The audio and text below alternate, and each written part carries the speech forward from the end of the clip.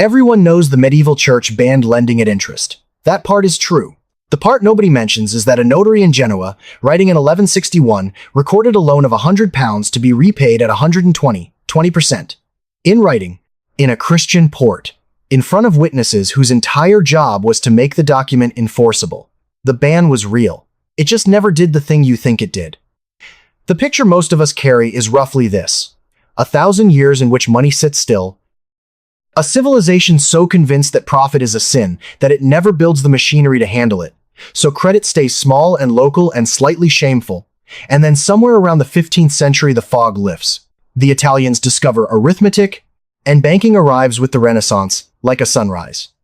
It is a story about character, about what medieval people believed, and how those beliefs held them still.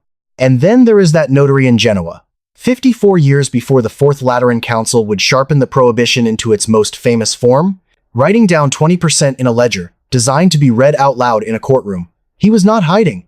He was not a criminal. He was doing paperwork.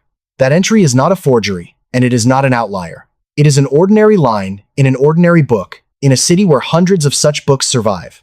So the question is not whether medieval Europe had finance. It obviously did. The question is what a prohibition actually does to a market when the thing prohibited is something people need every single day. Here is the answer this episode is going to build, and it is not the one either side of the usual argument wants. The ban did not stop lending, and it also did not fail. It did something more interesting than either. It changed the shape that a payment for the use of money was allowed to take. It took a simple transaction and forced it to become a complicated one.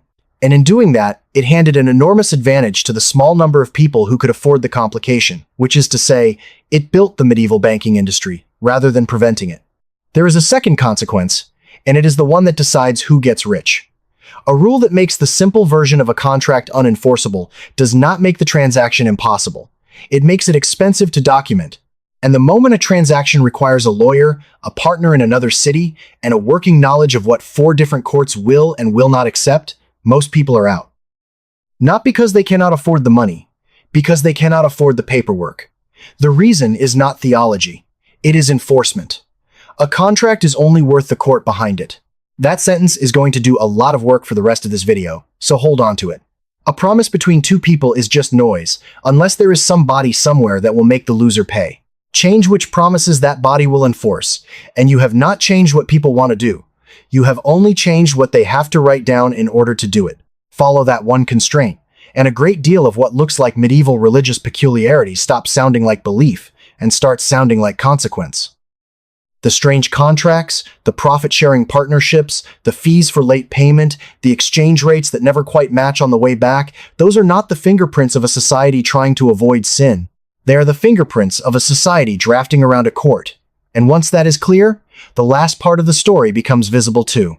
Because the thing that actually destroyed the biggest banks of the 14th century was never the prohibition at all. Put yourself in northern France in the 1200s. You have lent money to a man in the next town. The date passes. He does not pay. You go and find someone who can force him. That is the entire question.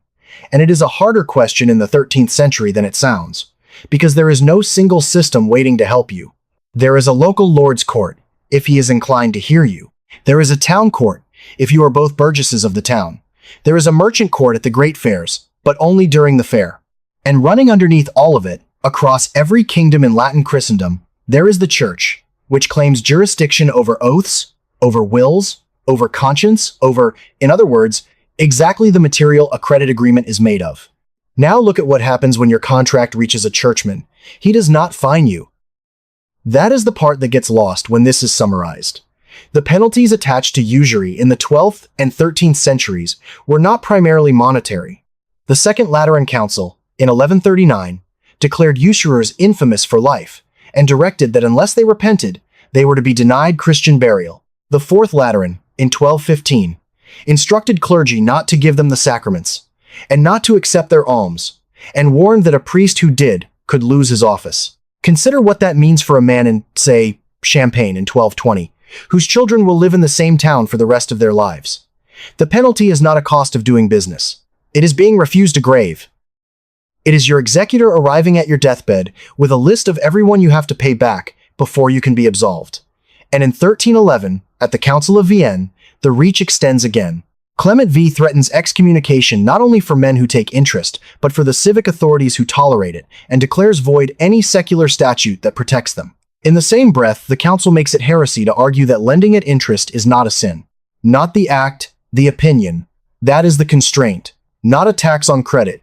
A jurisdiction that will not enforce your contract, will void the laws your town passed to protect you, and will follow you past your own funeral. But look closely at what is actually forbidden, because the whole industry lives in the gap. The thing canon law condemns is narrow. It is a certain gain, fixed in advance, on a mutuum, a straight loan of money, where the lender takes no risk and simply gets back more than he handed over. Thomas Aquinas, writing in the middle of the 13th century, gives the sharpest version of why. Charging for the use of money is selling something that does not exist, because using money means spending it. You cannot rent out a thing that is consumed in the using. And that argument, followed honestly, opens a door. If the objection is that the lender risks nothing, then a lender who genuinely risks something is not doing the forbidden thing. Aquinas says, so directly, a man who puts capital into a venture and shares its fate is a partner, and a partner may take profit. Others push further. Albertus Magnus allows a merchant to be compensated for a loss he actually suffers by parting with his money. Hostiensis, the great canonist of the same century, allows compensation to a lender who is an established trader, on the grounds that the money he lent you would have been earning in his own business. Damage incurred, profit forgone, delay suffered. 3 legitimate reasons a lender may end up with more than he started with, and none of them called interest, because in the law's own terms, none of them are. The prohibition is not a wall. It is a specification. It tells you precisely which document is unenforceable, which means it also tells you, with unusual clarity, what every other document has to look like. Nobody in Florence or Genoa or Venice in the 13th century needed that spelled out. They had lawyers. What the merchant bankers of the Italian cities understood, and what they built 200 years of business on, is that the objection was to a form, not to a flow of money, not to a rate of return. To a particular contract, with a particular structure, in which one party was guaranteed a gain while carrying nothing. So they stopped writing that contract, and they wrote everything else. Take the oldest tool. Along the Mediterranean, in Genoa and Venice from the 12th century, a merchant who wanted capital did not borrow it. He took a partner. In the commenda, one man supplies the money and stays home. The other takes the ship and the cargo and the risk of the voyage. When the ship comes back, they split the profit on agreed shares. If the ship does not come back, the man who supplied the money loses it. That last sentence is the entire legal point. He can lose it, so he may profit from it. A canon lawyer looking at a commenda sees a partnership, which is licit. And he is not wrong, the risk is genuine. Ships genuinely sank. But the man who stayed home has also, in every practical sense, put out money and received more money back. Then there is land. A census is a purchase, not a loan. You do not lend a monastery £400. You buy from it the right to receive a fixed annual income from a named estate. You have handed over a lump sum. You now receive a stream. It is called a sale, and in law it is a sale, and the stream will run for decades. Then there is the arrangement the theologians would eventually argue about for 2 centuries, the triple contract, the contractus trinius, a partnership, which is licit, an insurance contract protecting your capital, which is licit, and a second contract exchanging your uncertain share of profit for a guaranteed smaller one, which is also licit. 3 permitted agreements, signed at the same table, adding up to a loan at a fixed rate, every component defensible.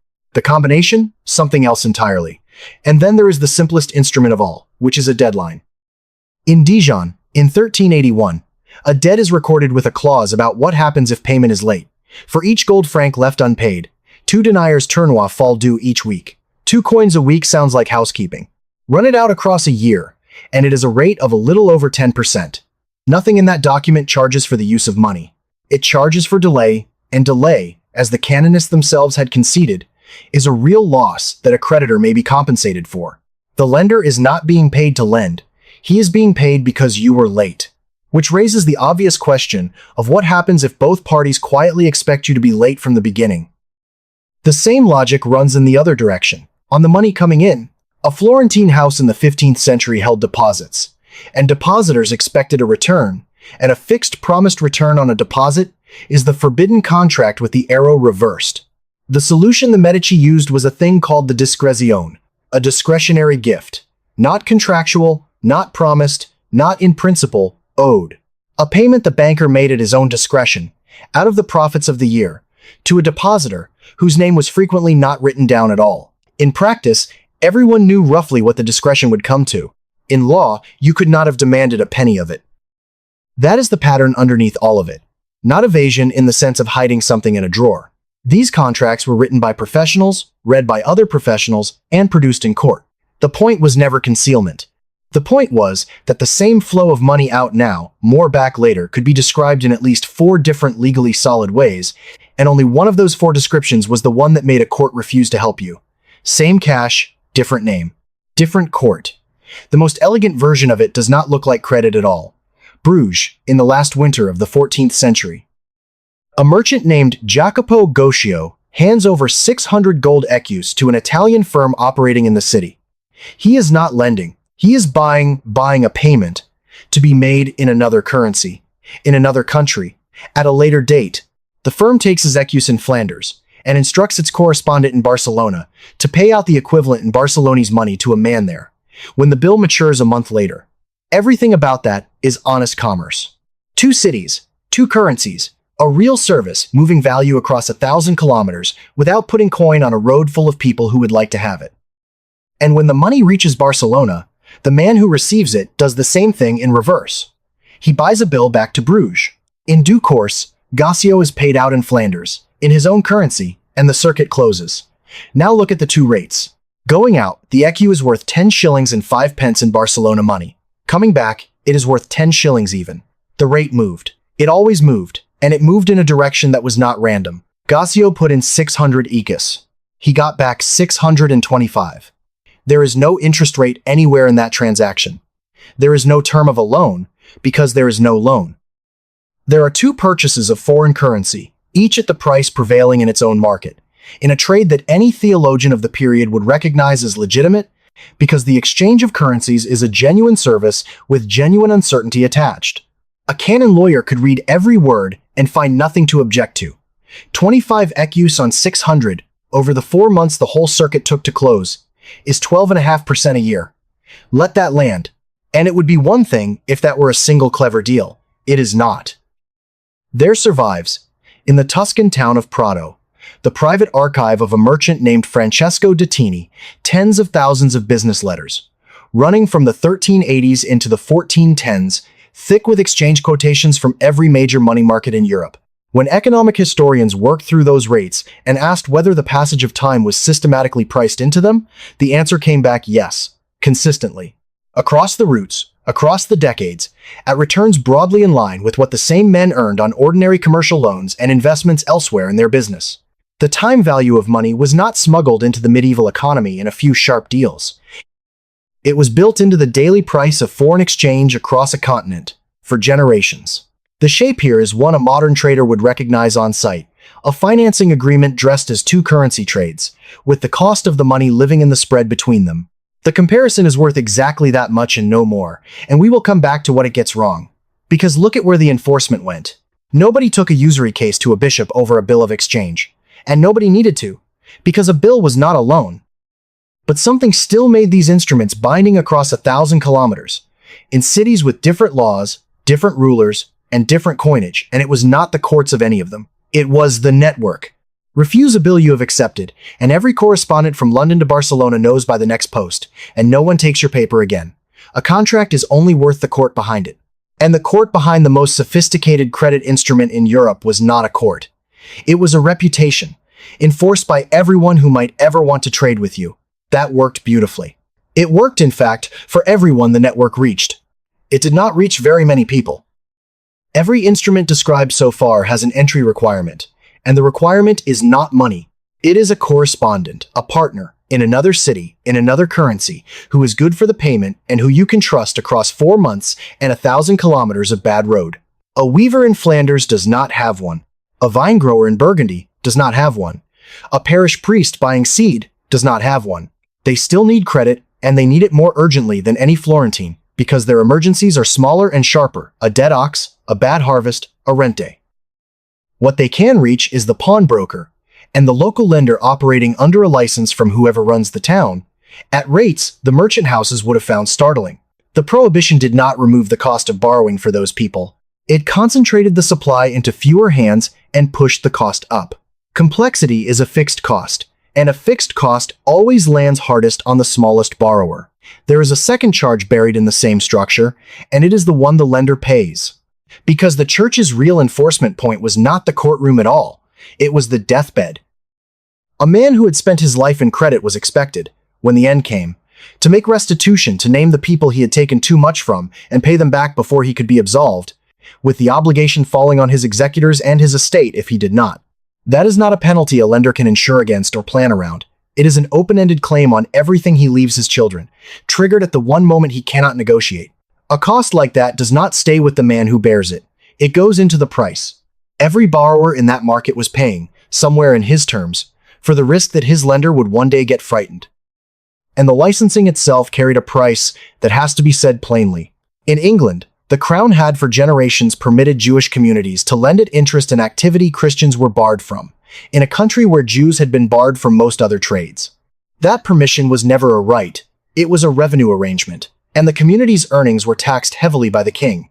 In 1275, Edward I issued the Statute of the Jury, which outlawed the lending outright and offered, in its place, 15 years to move into occupations that remained largely closed to them. 15 years later, on the 18th of July, 1290, he expelled every Jew from England.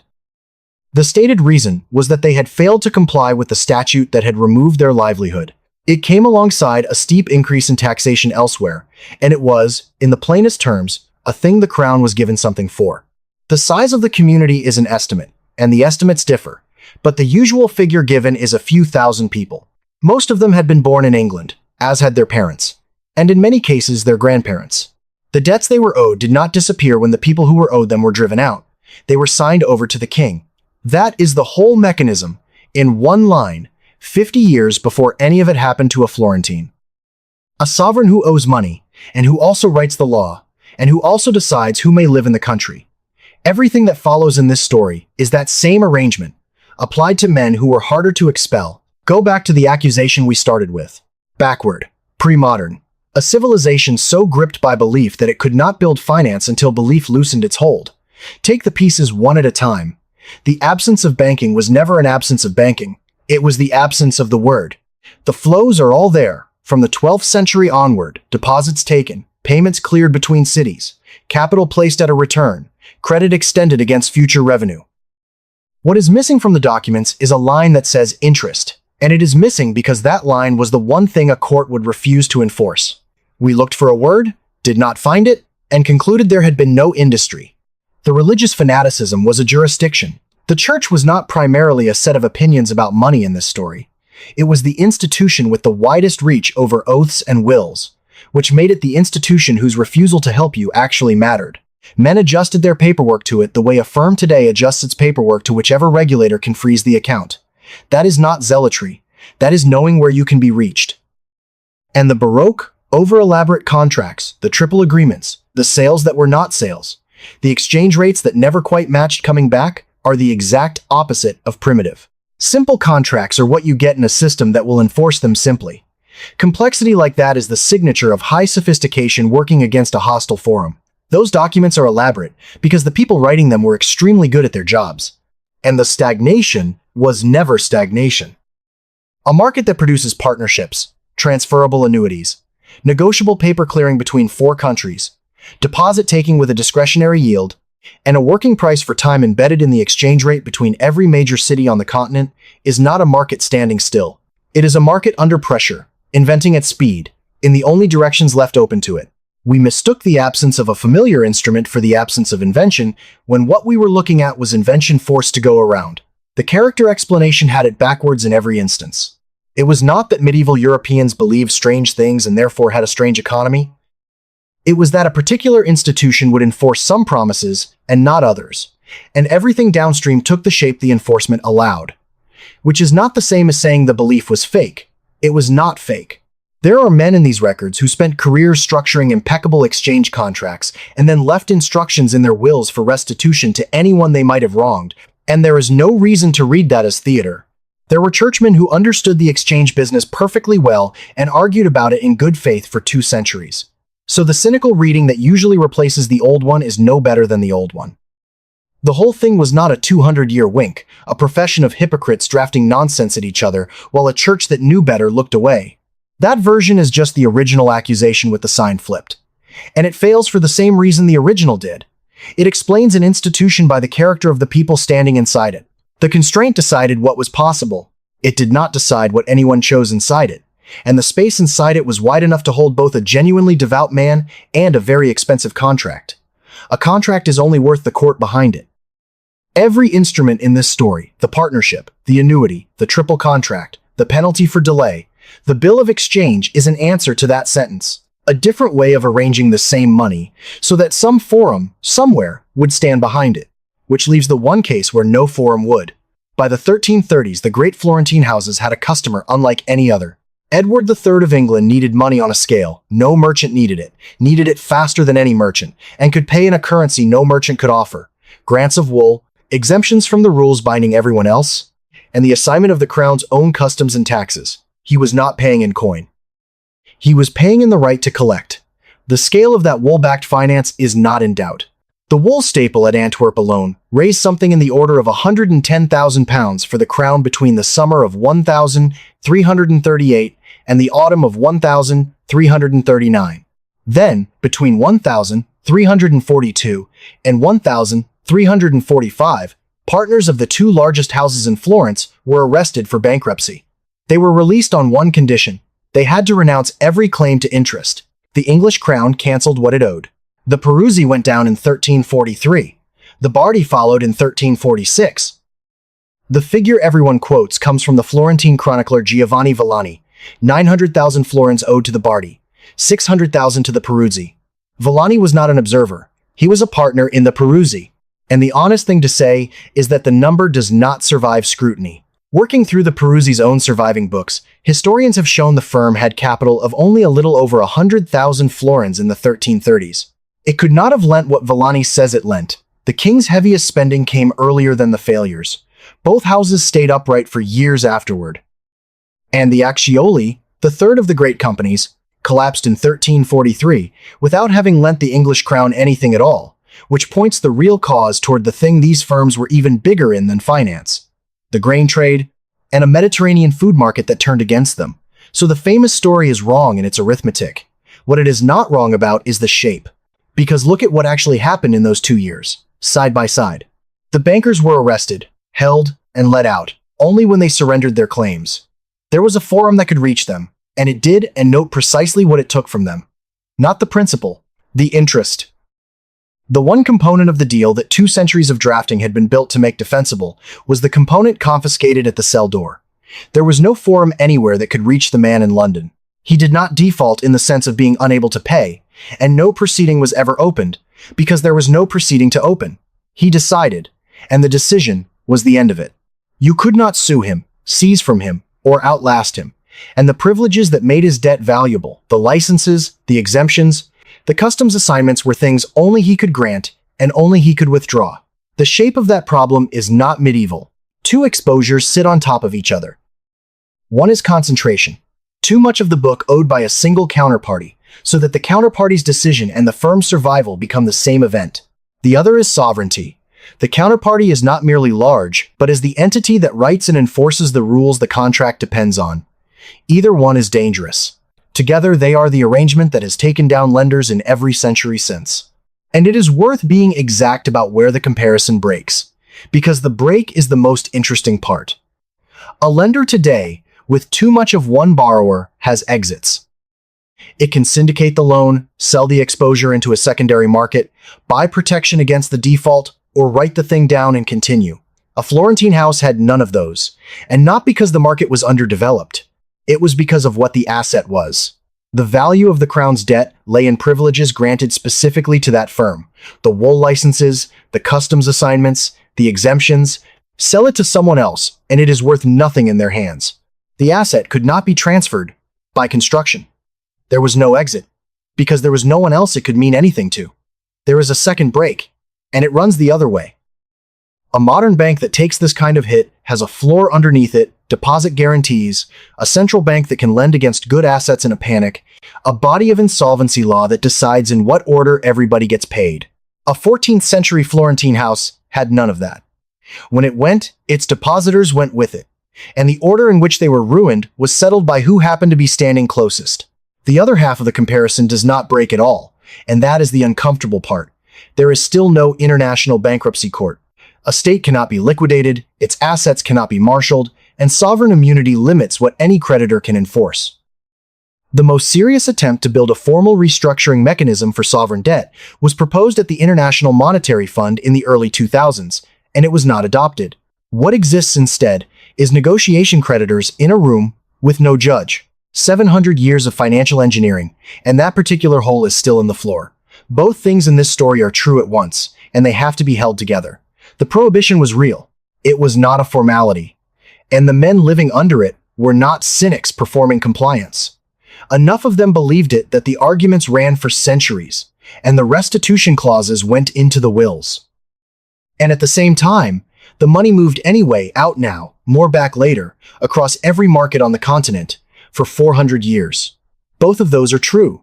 Neither one cancels the other, and the temptation is always to pick one and call the other a cover story. The people who lived it did not have that luxury.